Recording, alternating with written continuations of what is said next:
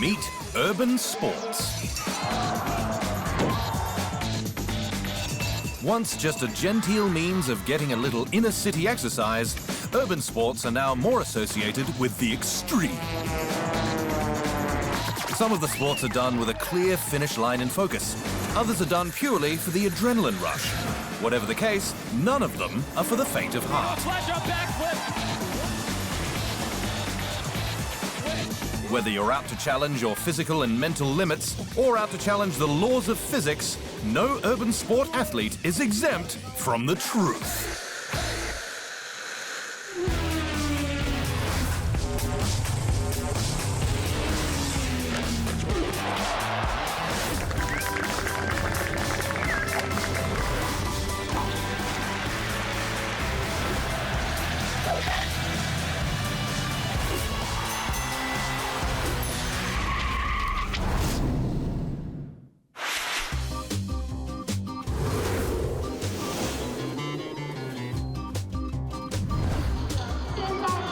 What started as tightrope walking, mostly performed by circus acrobats, has now turned into slacklining. Originating in the early 80s, slacklining was founded in Yosemite by Adam Grzowski and Jeff Ellington when they decided to place a strap between two trees and see if they could get from one tree to the next. Since then, the phenomenon has gone global. Slacklining requires complete focus, attention, and balance. But like most sports, there are always those who want to take it that one step further. Naples in Italy is mostly known for its delicious pizza, but it's not the only thing people are flying in for. It's a total new concept of a contest where we want to push slacklining to new heights and also to just a new format of sport. This totally new concept is known as tricklining. Since 2013, thousands of fans have been flocking to Italy every year to watch slackers perform the latest tricks and see who wins the Red Bull Airlines competition. We have three criteria to judge. The first is difficulty. Second criteria is variety and style. Third criteria is creativity and use of the course. Tricklining has become so popular, it even made a special appearance in Madonna's performance during the 2012 Super Bowl halftime show. With the city as their playground, more and more people are throwing up a slackline. Coming up, when walking just isn't good enough.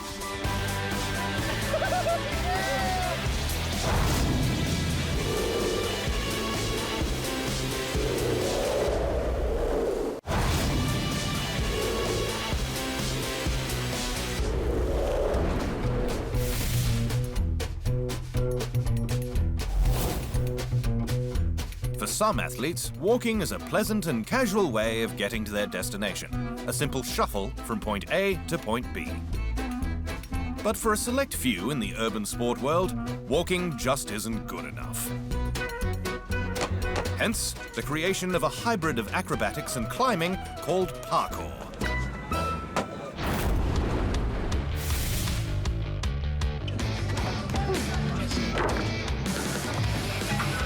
Developed from military obstacle course training in the late 1980s, parkour practitioners have one goal in mind: to get from A to B in the fastest and craziest way possible.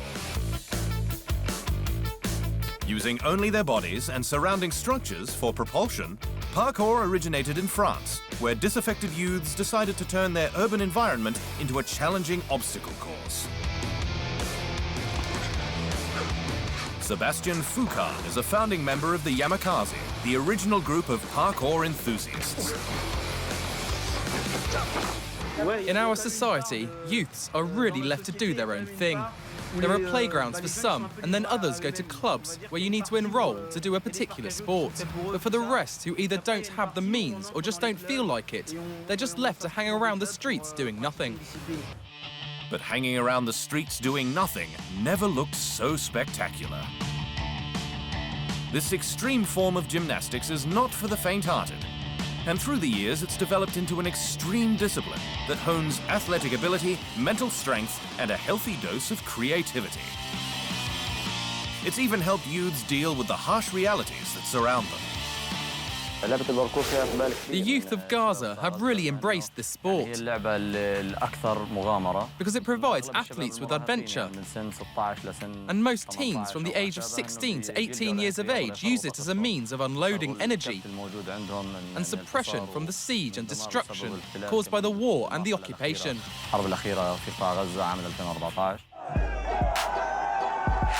And although elements of parkour have been implemented in survival of the fittest competitions, and the discipline itself is part of the Urban World Games, purists frown upon competition as it goes against the ethos of the sport. At the beginning, the idea wasn't to be better than somebody else, wasn't to be compete against somebody else. It was just, they wanted to be strong men physically, mentally, be able to be strong, to be useful for them, for themselves, and for the others.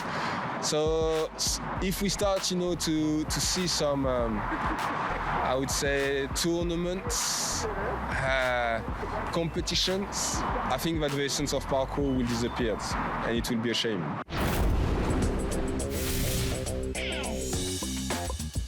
If parkour can be seen as a non-combative martial arts mixed with dance, then there is another urban sport that is dance and acrobatics spun into one. The original dance of hip-hop, breakdancing, dates back to the 1970s and is a style of street dance that the media took mainstream with the explosion of rap. One of its pioneers is b-boy Richard Crazy Legs Cologne of the Rock Steady crew, a master of the art form and an advocate of cultural diversity within the sport. We just gotta stay tight and understand that it's an ethnical urban thing. It's not just a black thing, it's not just a white thing, it's not just a Spanish thing. I mean, I can name people that are black, white, Spanish, or Chinese that were all down with hip-hop originally and didn't really care about this person is white, he shouldn't be down with hip-hop. Gone are the days when breakdancing was about throwing a piece of cardboard on the sidewalk and spinning yourself silly. It's now a worldwide phenomenon. It's garnered international competitions like the Red Bull BC One Breakdancing Championship. It's given professional footballers something to do when they're not playing professional football. It's turned Santa Clauses into snow-happy b-boys. It's even inspired stage shows that combine breakdance and illusion, proving breakdance is more than just cleaning the floor with your back. I am extremely grateful that the fans' reactions were so positive. We have proven once again that breakdance is an art form. No matter the style, the art form is captivating audiences across the globe. While the men have been taking their fair share of the limelight, the women have also broken onto the scene.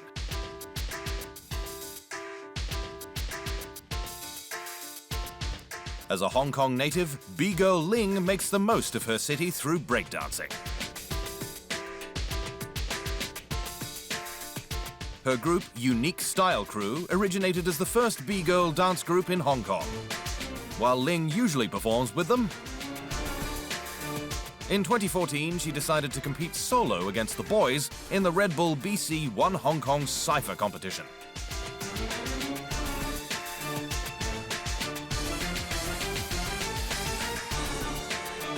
She broke it down, all the way to the quarterfinals.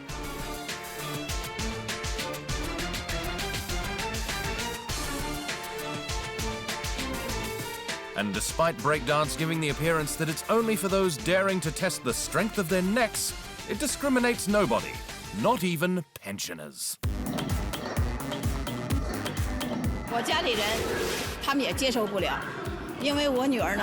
My family did not really accept my dancing and taking up hip-hop. My daughter is a white-collar worker and wears a formal dress to work every day. When she found out my mother is going to learn hip-hop dancing, she thought this was not appropriate for an old person. She said those kids who do these kind of dances are little rascals. Now we have an old rascal at home.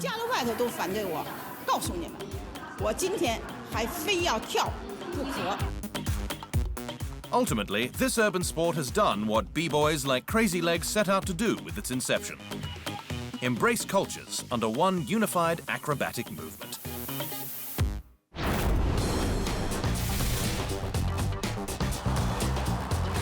When one thinks of climbing, generally this is the type of scenery that comes to mind. But what to do when that scenery isn't just around the corner? This was a real problem in Germany in the late 90s. In Cologne, environmentalists committed to conserving rock surfaces forced locals to come up with a different solution: climb up railway bridges over the Rhine to practice. We need to maintain body power and endurance. Of course, one has to abseil more often and re-begin climbing, but somewhere one has to keep in practice. But when that otherwise illegal option isn't available, a wall will do. Sport climbing is a form of rock climbing that relies on permanent anchors or bolts drilled into man-made walls. One version of this, called bouldering, is performed without the use of ropes or harnesses, but with climbing shoes and a lot of chalk. Fortunately, competitors in this physically demanding urban sport have thick bouldering mats below them to soften any potential fall. Bouldering has an annual World Cup, and the man who's won it the most is Austria's Kilian Fischhuber. Between 2004 and 2012, Fischhuber won 5 bouldering titles, while coming in second 4 times. He also won the overall title in 2004. I only boulder for competitions on rock. I also climb with rope. But yeah, my goal is to be under the top 3 or even to win the overall World Cup. That overall World Cup is a combination of bouldering, lead and speed disciplines, meaning only a master of all techniques can be considered a champion climber. After the break, hoops and wheels.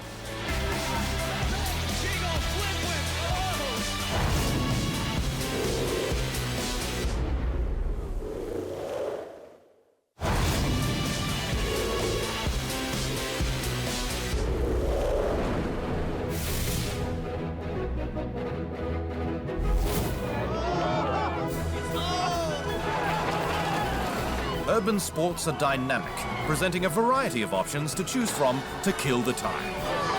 Some play with skates, others with wheels. And then there are those who prefer a ball and hoop.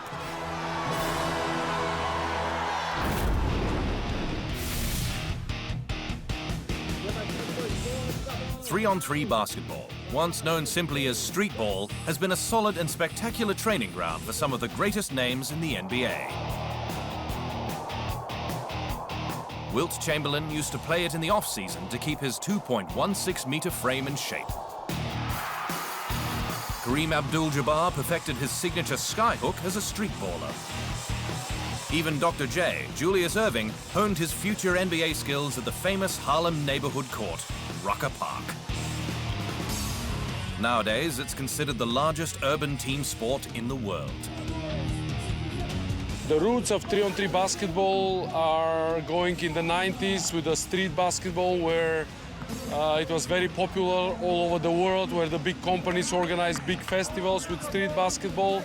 And then FIBA decided to embrace it in 2010, and we included this as a complete new basketball discipline, 3-on-3, in the Youth Olympic Games in Singapore, and it was a huge success.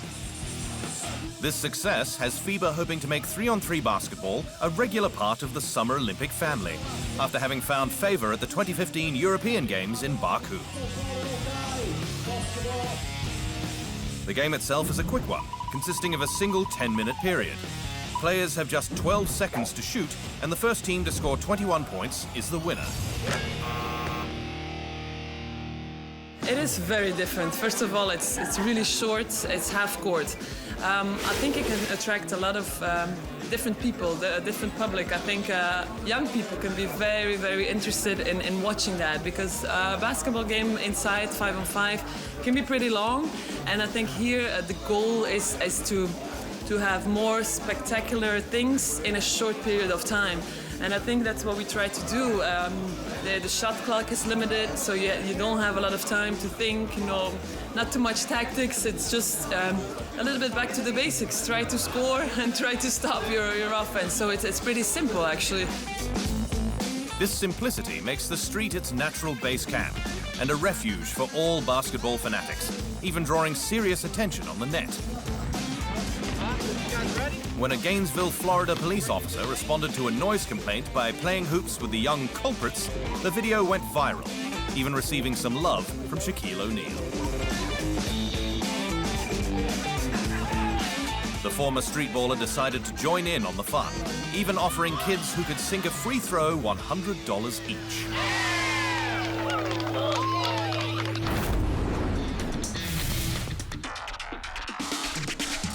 The 70s and 80s were all about roller skating. And nothing says the 80s more than skating in short shorts down the Venice Beach boardwalk in Los Angeles. The next decade, there was a new craze, rollerblading. It became so popular, New Yorkers even used it as a means to get to and from the office.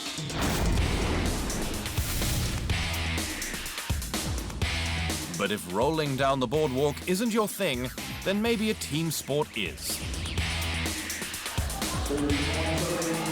Roller derby exploded onto America's urban scene in the noughties.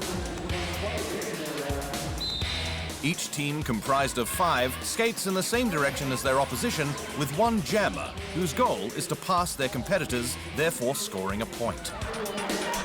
It's basically just a full contact race trying to get one person through to score points, and it's offense and defense at the same time, trying to stop the other skater from doing the same thing. Many use roller derby as a way to meet new people when moving to a new city. When I moved here to DC, I didn't know anybody, I had no friends, and now I have a family that has supported me through so much. The sport is a spectacle.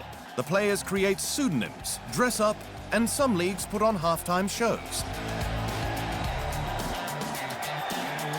Drew Barrymore even directed the film Whip It, based on a young girl who finds solace playing roller derby in Austin, Texas.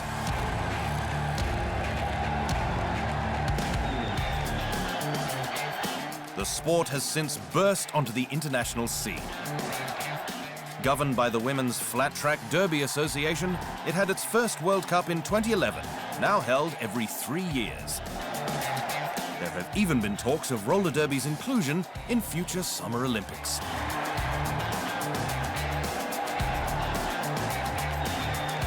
The sport is not for the faint-hearted. The players are aggressive in their pursuit of points. But broken bones don't stop these girls.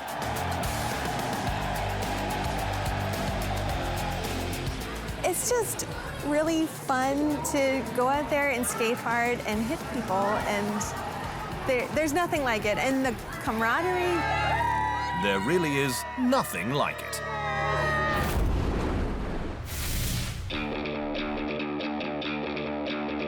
Let's head back to the streets, where parkour and breakdancing aren't the only perks of inner-city living.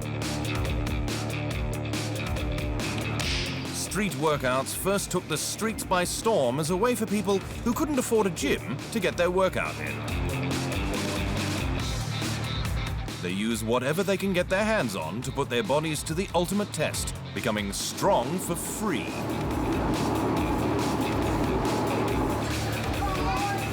With the city as its gym, the sport grew even more popular when members started uploading videos to the internet. Now there are crews including Bar Tigers who use their home city of Paris. For me, street workout is a sport and an art at the same time. A sport because we are working on our physical condition, and an art because we are inventing figures and positions that don't exist. Street workouts are not only a great way to get fit, but members see it as a way to keep kids out of trouble, while opening up doors to new opportunities. And as this sport demands artistic imagination and rigorous training, it will take them at least 2 hours per day. It helps you to clear your mind. So I really think it can help people that are getting into trouble. At the same time, it brings you a nice look. It opens up new doors. For example, we are doing some modeling for photography.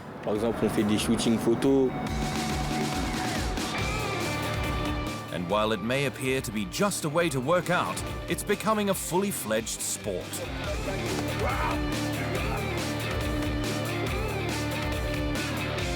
In 2011, the World Street Workout and Calisthenics Federation was founded and started hosting a yearly World Championship.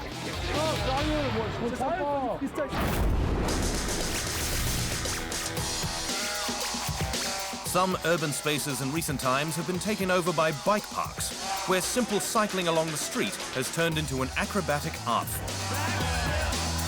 BMX riding takes courage infused with madness to master ramps and obstacles along one's path. One rider who's embraced the insane is Scotland's Chris Kyle. The trickster on 2 wheels loves pushing the envelope for fun or film, even if it means potentially putting his bone structure in danger. He will only do the dominoes once, we think, because it's quite dangerous. Yeah, I'm terrified of heights, but I feel like when I'm up there, as long as I don't look off the edge and I just look down at what I'm doing, then I should be all right.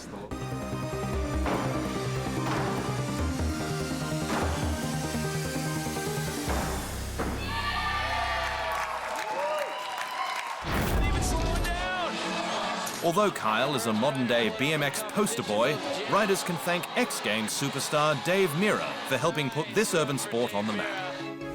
Mirra won 24 career medals at the X Games, including 14 golds, and medaled every year from 1995 to 2008. The New York native died in North Carolina in February 2016.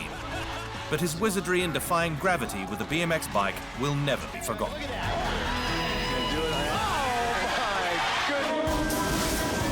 Still to come, the magicians of motocross.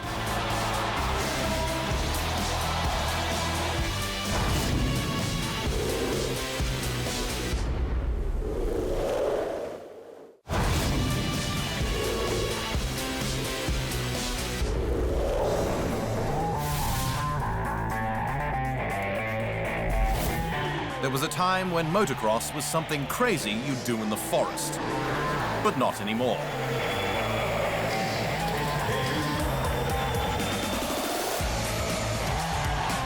Freestyle Motocross, or FMX, is a variation of the sport of motocross, where riders perform fixed time routines on a course loaded with multiple jumps of varying lengths and angles. With fans on the edge of their seats, these fearless FMXers try to impress a panel of judges who assign scores based on the difficulty of tricks and variation over jumps.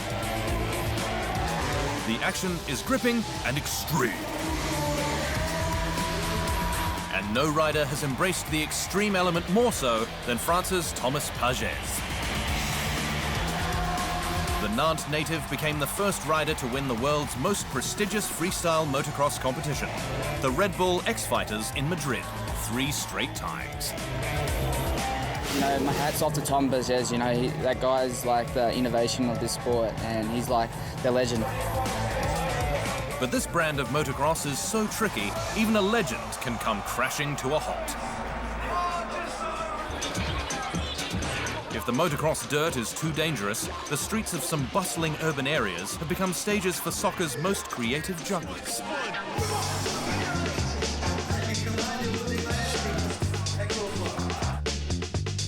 Some of the skills these freestyle footballers showcase are so off the charts, even the professionals in the business of the world game are left more than impressed. I really enjoy watching freestylers, and I really admire them because on stages of this magnitude, with all the fans cheering them on. It isn't easy, but the fact they're able to maintain such concentration is impressive, and only the best can win. Freestyle football involves performing as many tricks as you can with a football at your feet, off your shoulders, on your head, or anywhere else but the hands. The hands are always off limits, unless being used to hold trophies up to the sky.